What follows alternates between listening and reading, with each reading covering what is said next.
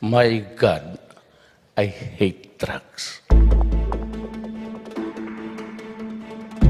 Former Health Secretary Janet Garin is in hot water once again after she and former PhilHealth Chairman Alex Padilla have been accused of diverting to the Health Department 10.6 billion pesos meant to fund premiums of senior citizens. PhilHealth Executive Vice President and Chief Operating Officer Ruben Basa says Garin and Padilla requested from then Budget Secretary Florencio Abad in August 2015 the release of 10.6 billion pesos from the national budget to fund the Health Department's Facilities Enhancement Program. He says Garin and Padilla diverted the money without PhilHealth Board approval and without actuarial certification that the transfer will not impact PhilHealth's fund life. The matter was not presented nor approved by the PhilHealth Board of Directors. It was only about a year later when DBM wrote PhilHealth that actually wala na po kaming inaasahan. As a result of the fund transfer, Basa says PhilHealth had to dip into its reserves to pay for the senior citizens' premiums. Nakabawas siya sa sustainability ng programa, nakabawas siya sa reserve funds. So ngayon, kung kumain noong 2015 dahil sa binayaran natin sa senior citizens sa reserve funds. Health Secretary Francisco Duque says he was able to confirm with the Budget Department about the fund transfer as well as its use for the construction of barangay health centers. But he says only around 400 clinics were completed, close to 3 years after the money was disbursed. If you look at the total amount released as representing the mobilization fund of about 1.2 billion, you divide that by about 1.4 million per unit, you would expect already a delivered completed unit of about 817 units. We see in the PhilHealth, in the DOH side, a lot of malgovernance, a lot of, just cavalierly. The process. Senator J.V. Ejercito says the supposed fund diversion partly explains PhilHealth's financial problems.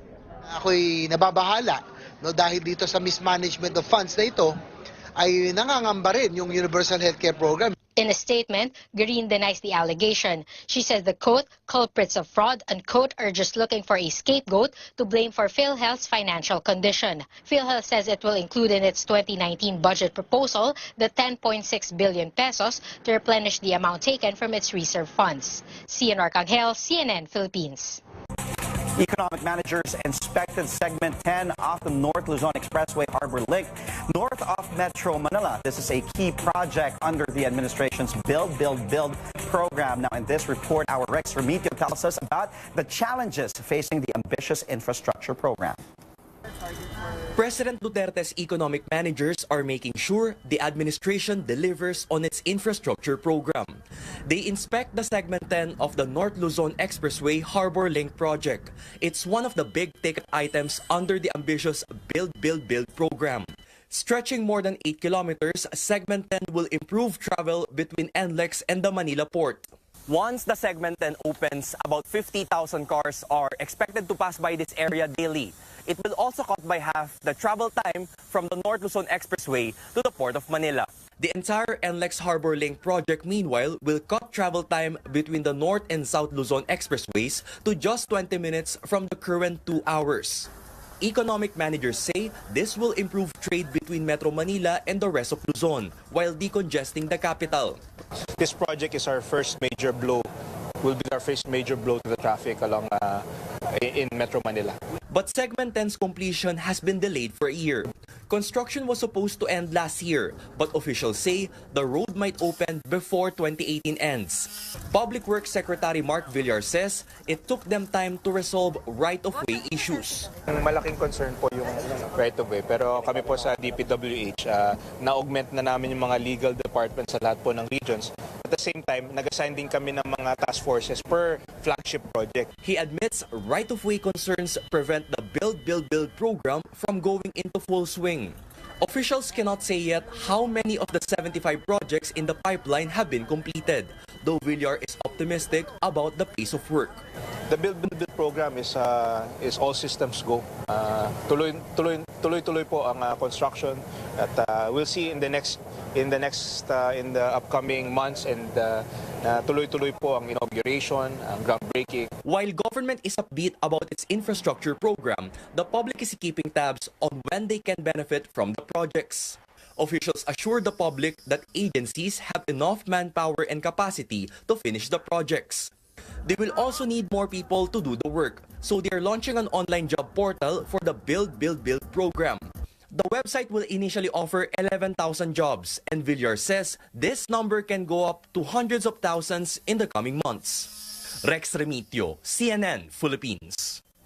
What benefits will Filipinos get from the government's ambitious Build, Build, Build program? A lot of questions we'll try to answer in a business forum with the country's economic managers, moderated by CNN international correspondent Andrew Stevens and CNN Philippines chief correspondent Pia Ontiveros. Catch CNN Philippines' special presentation, Building for the Future.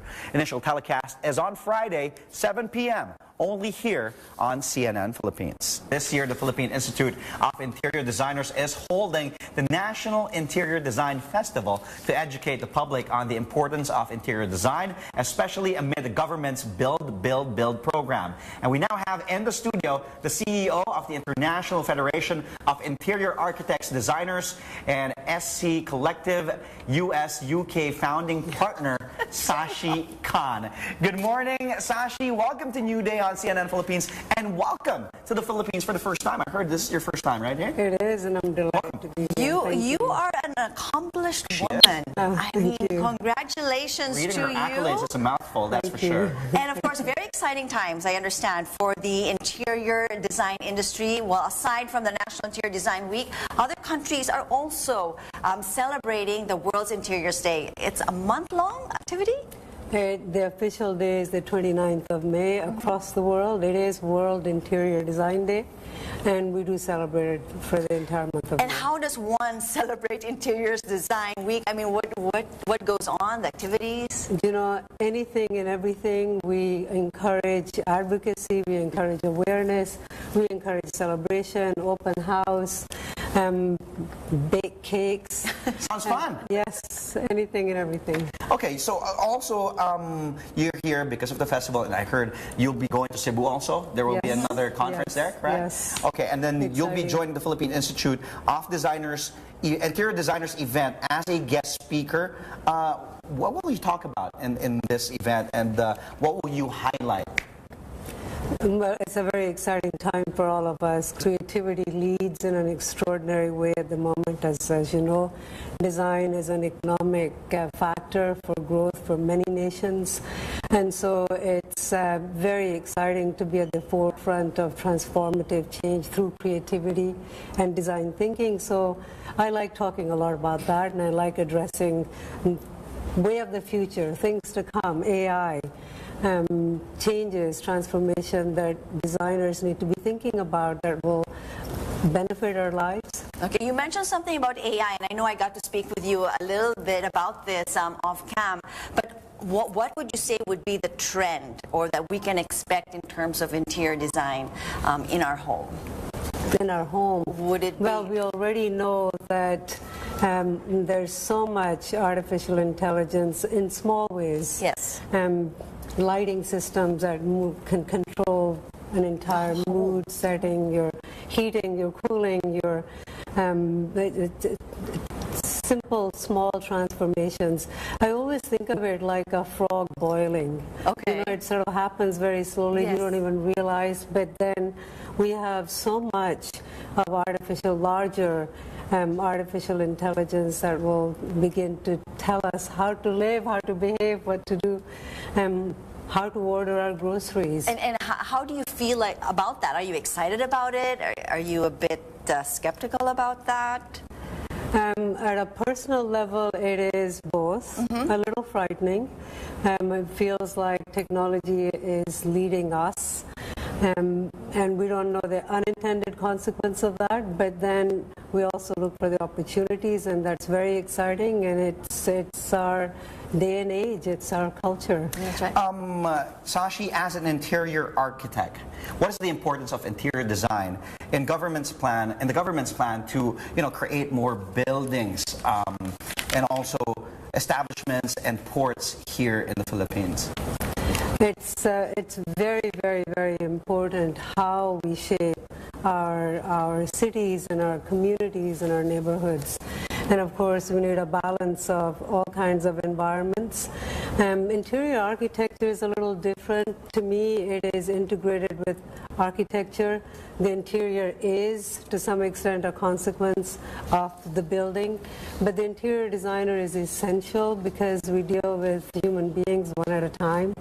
And it's a human scale, and it's thinking about quality of life, well-being, comfort. This is scale.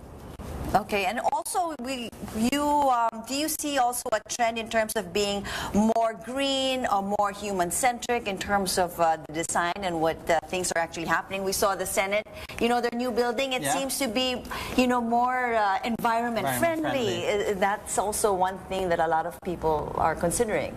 Yes, and as responsible designers and architects, we have to integrate sustainability and environmental concerns.